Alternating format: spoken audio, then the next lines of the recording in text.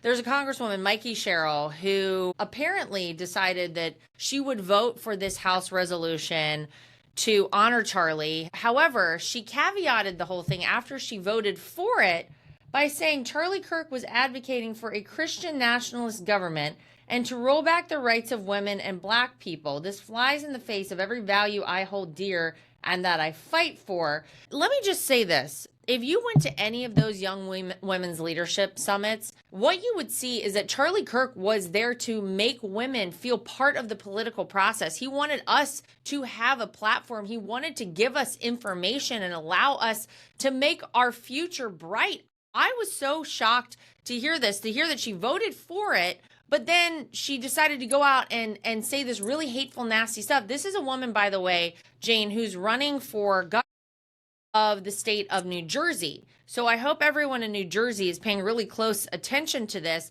I also thought it was shocking that you had 58 Democrats vote against that House resolution to honor Charlie. 38 of the Democrats, by the way, voted present. They didn't even bother to give a vote because that's how much of a coward these people are. If you are going to vote against something like this, then vote no and tell us why. Let me tell you a couple who voted present.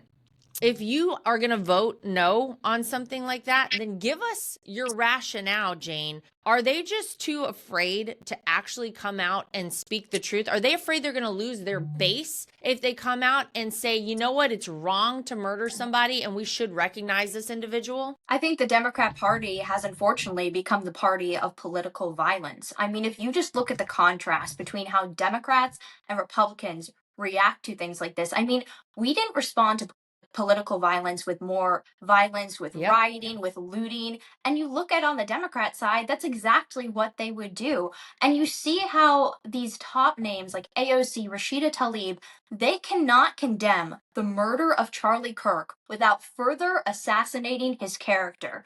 And the rhetoric that they are spewing is ultimately what led to the radicalization of that young man who murdered Charlie Kirk.